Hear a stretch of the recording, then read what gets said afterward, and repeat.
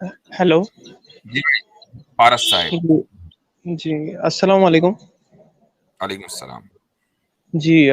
मैं पहले हिंदू था। उसके बाद में अच्छा। मैंने इस्लाम कबूल किया है। ये 4-5 साल हुए हैं। उसके माशाल्लाह। बाद मेरी शादी भी हुई है हम्म। एक मुस्लिम लड़की के साथ। तो पहले मेरे घर घर के साथ मेरे ताल्लुकात अच्छे नहीं थे। अभी वो लोग मतलब मुझसे प्यार इतना करते हैं कि मेरे साथ ताल्लुकात उनका थोड़ा-थोड़ा नॉर्मल हो रहा है। हम्म। तो अब ये जो मैं आपसे पूछना चाहता हूँ 2-3 सवाल हैं। पहला सवाल ये है कि मैं जब मेरे मम्मी-पापा को जब इस्लाम की दावत मैं जब मैं दे रहा हूँ तब मतलब अगर इस्लाम के बारे में या रसूलुल्लाह सल्लल्लाहु अलैहि वसल्लम के अगर कोई ऐसी बात करें कि इससे उनकी तौहीन हो, तो क्या मतलब मुझे क्या दावत को कंटिन्यू रखना चाहिए या मतलब उनसे कोई बात नहीं करनी चाहिए या उनसे रिलेशन नहीं रखना चाहिए ऐसा? देखें, दावत दो तरह से होती है, रिश्तेदारों में खुसूसन। एक तो डायरेक्ट तरीका होता है जिसको आप एक्टिव दावा कह लें, और एक पैसिव दावा है। पैसिव दावा ज्यादा बाज मर्तबा खुसूसन जो रिश्तेदार होते हैं करीबी उनमें इफेक्टिव होती है। और पैसिव दावा का मतलब ये है कि आप मसलन अपनी वालदा के पास या अपने वालिद के पास या अपने भाई के पास जाएं, सीधे कहें कि भाई अल्लाह को मान लो, रसूल को मान लो। अब वो पहले ही मसलन गुस्से में बैठे हुए हैं, तो उनका ये रिएक्शन हो सकता है कि वो अल्लाह और अल्लाह के रसूल की शान में गुस्ताखी कर दें, कि जिससे फिर आप हर्ट हो। और बाज मर्तबा या तो आप ताल्लुक खत्म कर लेंगे, या फिर ये कि आप गुस्से का इजहार करेंगे और बात वहीं खत्म हो जाएगी। लेकिन अगर पैसिव दावा हो, पैसिव दावा का मतलब क्या है कि मसलन आप अपने वालदेन के साथ, अपने भाइयों के साथ उससे ज्यादा बेहतर अंदाज से रहें जितना आप पहले रहते थे। और यही दरअसल इस्लाम का हुक्म भी है कि अल्लाह रब्बुल इज्जत ने जो बात अपने हक के बाद जिसका हक जिक्र किया है वो है वालदेन। और ये भी कहा है कि उनके साथ हुस्ने सलूक करो अगरचे वो मुशरिक हो। इल्ला ये कि वो तुम्हें शिर्क के ऊपर मजबूर कर रहे हो, तो बात अलग है, अब तुम्हें इताअत नहीं करनी है। लेकिन एज लॉन्ग एज वो तुम्हारे पेरेंट्स हैं, तो तुम्हारे लिए जरूरी है कि तुम उनके साथ हुस्ने सलूक करो। तो यही इस्लाम, ऐसा नहीं कि आप सिर्फ बन रहे हैं, प्रटेंड कर रहे हैं, बल्कि आपको हकीकी तौर पर उनके साथ हुस्ने सलूक करना चाहिए। जब इस हुस्ने सलूक का नतीजा क्या होगा, आप बार बार उनसे ये कहें कि ये जो मैं आपके साथ कर रहा हूं इसलिए कर रहा हूं, अगरचे आप मेरे खुदा और मेरे रसूल के ऊपर ईमान नहीं रखते, इसलिए कि मेरा इस्लाम इसकी तालीम देता है। जब आप अपने बारे में अपने इस्लाम को पेश करेंगे ना, तो सामने वाला खुद ब खुद मुतासिर होगा, कबूल करेगा। और एक वक्त ऐसा आएगा कि आपके वालिदैन खुद आपसे पूछेंगे कि हमें बताओ इस दीन के बारे में, कि जिस दीन ने तुम्हें इस तरह बना दिया कि तुम उससे बेहतर बन गए जैसे तुम पहले थे। यह है पैसिव दावा। जी। जी। मैं 1-2 पॉइंट मैं बोलना चाहता हूँ कि ये मैंने करीब-करीब 1-2 साल से मैंने उनको दावत देना शुरू किया है और हम्म। वो मतलब हिंदू हैं तो मुझे आपके वीडियोज़ के थ्रू या यहाँ-वहाँ से जो भी मतलब उनके दीन के अंदर जो भी खामियाँ हैं, तो हम्म। मैं जब उनसे हाइलाइट करता हूँ, तो वो गुस्से हो जाते हैं। तो हम्म। मैं उनको प्रूफ़ देता हूँ। हाँ, उनकी गीता प्रेस से प्रूफ़ देता हूँ, ऐसा-वैसा। तो हम्म। मतलब ये 3 दिन पहले एक वाक़या हुआ कि अ, मतलब मैंने कहा कि देखिए अगर आप ऐसे ही अगर दुनिया से चले जाएँगे तो मतलब आपको जहन्नम में जाना पड़ेगा। तो मैं आपका बेटा हूँ, मैं मेरे मम्मी-पापा के लिए कभी मैं ऐसा नहीं चाहूँगा कि मतलब वो जहन्नम की आग में वो जाएँ। तो ये बात होते-होते उन्होंने कहा कि मोहम्मद ने भी तो 6 साल की आयशा के साथ शादी की थी, तो उनको क्या शर्म नहीं आई? तो उसके बाद में मम्मी ने ये मतलब कहना चाहा कि ये तो मतलब एक तरह से रेप हुआ, पर उन्होंने वो सेंटेंस कंप्लीट नहीं किया। तो देखिए एज़ ए मुस्लिम मतलब मैं जानता हूँ कि एक हदीस भी है मतलब रसूलुल्लाह सल्लल्लाहु अलैहि वसल्लम की से ऊँची आवाज़ में अगर कोई बात कर ले तो उनके सारे अमाल मतलब वेस्ट कर दिए जाते हैं। तो मैं एज़ ए मुस्लिम मैं मेरे रसूलुल्लाह सल्लल्लाहु अलैहि वसल्लम से बहुत मोहब्बत करता हूँ।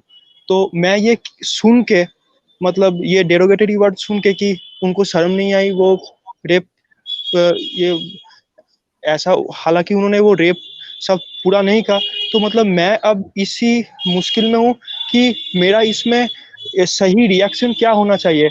मतलब मैं क़यामत के दिन में अल्लाह से कोई मतलब ये नहीं चाहता कि अल्लाह मुझे कहे कि तुम तो अपने रसूल से प्यार ही नहीं करते, तुम्हारे मम्मी पापा ने ऐसा कहा तो फिर भी तुम उनसे रिलेशन बरकरार रख रहे नहीं, हो। ऐसा नहीं। और रुक यही है जाइए, सवाल मेरा। ऐसा नहीं है। देखें, एक गैर मुस्लिम के दिल में अल्लाह और अल्लाह के रसूल की, जो अल्लाह और अल्लाह के रसूल को नहीं मानता तो उनसे मोहब्बत कैसे करेगा? तो ये एक नेचुरल सी बात है कि वो मोहब्बत ना होने और जो एक प्रोपेगेंडा और ब्रेन वॉशिंग के नतीजे में जो एक तरह की नफरत उनके जहनों में बैठ गई है, तो वो नफरत कभी कभी जबान के ऊपर आ जाती है। लेकिन इसका मतलब ये नहीं है कि आप दावत के इस मुकद्दस काम को छोड़ दें। मैंने इसीलिए आपको पहले ही कहा कि जब आप डायरेक्ट या एक्टिव दावा देंगे और आप ये कहेंगे कि देखो यूं करो, ऐसा ना करो, और तुम्हारे मजहब के अंदर ये कमी है, तो वो जहां जहां उन्होंने सोशल मीडिया या मीडिया के ऊपर हजरत आयशा की शादी और निकाह के ताल्लुक से सुना होगा, नूपुर शर्मा का केस से अगर वो वाकिफ होंगे, तो वो फौरन ये कोशिश करेंगे कि अच्छा, ये मुसलमान होकर हमारा बेटा हमारे धर्म के अंदर कमी निकाल रहा, हम इसके धर्म में कमी निकालेंगे। तो ये जो दावा का तरीका है, ये रिश्तेदारों के अंदर, वो मैं ये नहीं कह रहा हूं कि कभी कामयाब नहीं होता, लेकिन उसकी जो कामयाबी के चांसेस हैं वो थोड़ा कम रहेंगे, क्योंकि एक दोनों तरफ से एक तरह की जिद्दम जिद्दा हो गई। असल वही चीज है, आखिर कोई तो वजह होगी कि अल्लाह रब्बुल इज्जत ने सूरह लुकमान में वालिदैन के इस एक्नॉलेजमेंट के बाद अल्लाह के वालिदैन मुशरिकीन भी हों, तो भी अल्लाह ने यह हुक्म दिया कि उनके साथ उसने सलूक करो। ये कोई तो वजह होगी। वो वजह यही है कि वालिदैन को अगर आप अपने रास्ते पर लाना चाहते हैं, सही रास्ते पर लाना चाहते हैं, तो आप पहले उस सही रास्ते पर चलकर दिखाएं, तब वो मुतासिर होंगे। ये बात है ना। अच्छा हजरत, जी मैं कुछ इजाफा कर सकता हूँ जी जी। पारस भाई मुझे सुन पा रहे हैं ना आप? सिर्फ मुझे बता दीजिएगा ताकि मैं फिर आपसे कुछ रख पाऊं। माइक म्यूट आपका किया था क्योंकि बैकग्राउंड में शोर आ रहा था, तो आप जी सुन पा रहे हैं मैंने ना? अभी अनम्यूट जी, कर, जी मैंने थैंक अनम्यूट यू। कर दिया। जी जी जी, थैंक यू। अच्छा, हजरत ने जो तरीका बताया वो तो बहुत ही शानदार है और मेरे ख्याल से काफी बात है। सूरह लुकमान का हवाला भी दिया। हजरत इब्राहिम अलैहिस्सलाम ने ना अपनी छोटी एज में दावत का काम किया है, तो कुरान में उनकी एक मिसाल दिखाई गई है कि वो एतराजात की बजाय सवालात उठाते थे। जो नौ मुस्लिम है ना, इब्राहिम अलैहिस्सलाम के तरीका दावत में उनके लिए उस्वा हसना है। अगर वो देखना चाहें तो इब्राहिम अलैहिस्सलाम एतराज की बजाय सवाल उठाते थे। सवालात जो होते हैं वो कई जगह पर अगले को सोचने का मौका भी देते हैं और उसको ये भी महसूस नहीं होता कि तनकीद की जा रही है। तो चूंकि अब जारी बात है, एक तो आपका उनके साथ ताल्लुक है। मैं म्यूट कर रहा हूं क्योंकि मुझे शोर आ रहा है, मैं माजरत चाहता हूँ। आप सुन लीजिएगा गौर से और फिर देख लीजिएगा। होता यह है कि जो बेटा माँ बाप का ताल्लुक है, जैसे इब्राहिम अलैहिस्सलाम का डायरेक्ट गुफ्तगू अपने वालिद से भी दिखाई गई है, उसमें भी दावत का उनसा नजर आता है। तो जो वालिदैन हैं या वालिदैन का बच्चों के साथ बहन भाइयों का ताल्लुक होता है, ये जज्बात की बुनियाद पर होता है, इमोशनल ताल्लुक है।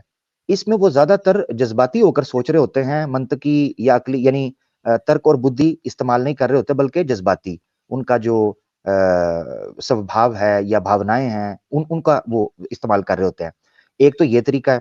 दूसरा ये है कि आपने कोशिश ये करनी है कि जहन्नम और जन्नत के बारे से हटकर आप अमली जिंदगी के पहलू को सामने रखें। क्योंकि जन्नत और जहन्नम का जो आप मामला रखते हैं, ये जज्बाती दलील हो जाती है, जिसमें वो फिर जज्बात इस्तेमाल करते हैं। ये मेरी राय है, मैं गलत भी हो सकता हूँ। एक तो ये चीज है। दूसरा ये है कि आपने, अगर वो इस चीज को गलत समझते हैं, जिस तरह वो तनकीद उठाते हैं, तो उनको ये चीज पता होनी चाहिए बहैसियत एक हिंदू के, कि जो श्री कृष्णा जी हैं, एक बड़ा नाम है सनातन धर्म में, उन्होंने रुक्मणी जो है वो 8 साल की शादी की है। शादी होना छोटी उम्र के अंदर ये कोई पाप नहीं है, ठीक है? तो उनको ये कन्विंस किया जाए, अगर वो गलत भी बोल रहे हैं तो थोड़ा हौसला हिम्मत करके अपने दिल में मजबूती के साथ आपने उनको ये बताना है कि शादी करना पाप नहीं रहा हुआ। श्री कृष्णा ने शादी की है, हम उसको गलत नहीं कहते। श्री कृष्णा की रुक्मणी के साथ शादी को हम गलत नहीं कहते। श्री राम की सीता के साथ शादी को हम गलत नहीं कहते, चाहे छोटी एज ही क्यों ना हो।